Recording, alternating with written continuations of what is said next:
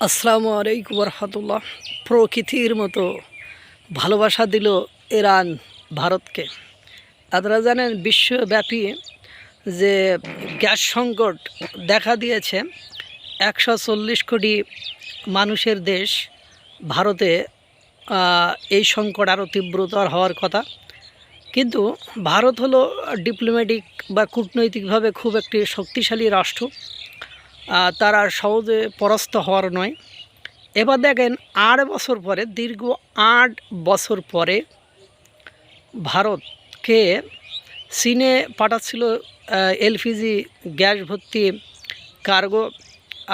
Iran সেই কার্গোটিকে ঘুরিয়ে দিল ভারতে, অর্থাৎ 45,000 মেট্রিক টন গ্যাস দিল ইরান, এবং দেখিয়ে দিল যে, এবং কার্যত আপনারা দেখেছেন যুদ্ধ শুরু হওয়ার পরপরই ভারত বিভিন্ন অ্যাঙ্গেল থেকে বিভিন্ন মুডে বিভিন্নভাবে বুঝিয়ে দিয়েছে যে আমরা ইরান ধ্বংস হোক এটা আমরা চাই না, বা আমরা ইরানের বিপক্ষে নই। কারণ ইরানের সাভার বন্দরের কথা মনে আছে, এবং ইরানে একাধিক ব্যবসা বাণিজ্য করে থাকে।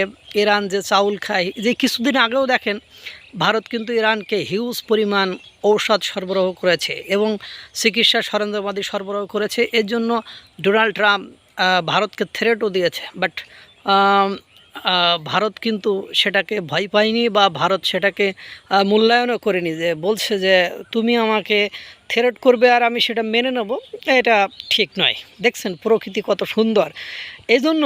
এবং আপনারা জানেন যে বিভিন্ন অ্যাঙ্গেল থেকে 3টি যুদ্ধজাহাজকে ভারত আশ্রয় দিয়েছে। ভারতে ইরানের 3টি যুদ্ধজাহাজকে 184 জন, অ্যাপ্রক্সিমেটলি ইট মে বি, অনেক দিন আগের নিউজ ভুলে গিয়েছি হয়তো বা, 184 জন সেনাকে আশ্রয় দিয়েছে ভারত, যেহেতু তাদের যুদ্ধজাহাজটি ফল্ট ত্রুটি হয়েছিল এজন্য। এবং পাশাপাশি আপনি দেখেন সকলে চাইলেও খামেনির মৃত্যুতে ভারত কিন্তু শোকবার্তা জ্ঞাপন করেছে, সিগনেচার করেছে। পাশাপাশি নরেন্দ্র মোদী ইরানের প্রেসিডেন্টকে ফোন দিয়েছে। বিভিন্ন অ্যাঙ্গেল থেকে ভারত চেষ্টা করেছে যাতে ইরানের ক্ষতি না হোক, বা ইরান পুরোপুরি ধ্বংস না হোক, বা ইরানের বিরুদ্ধে আচরণ বা ইরানের বিপক্ষে কোনো কর্মকাণ্ড আজ পর্যন্ত ভারত করে নাই। তারই কারণে আপনারা দেখেছেন যে ভারতকে কিভাবে ইরান একের পর এক হেল্প করতেছে। আপনারা কিছুদিন আগেও দেখেছেন কিভাবে আপনার হরমুজ প্রণালীর সবার উপরে 2 মিলিয়ন শুল্ক আরোপ করলেও ভারতের বিনা শুল্কে কিভাবে জাহাজগুলো পার করে দিচ্ছে। ইভেন তাদের যে বিপ্লবী গার্ড বাহিনী আছে, নেভি আছে, তাদের তত্ত্বাবধানে, ইরানের তত্ত্বাবধানেই সেগুলো পার হচ্ছে, যেখানে পাকিস্তানেরটা আটকে যাচ্ছে।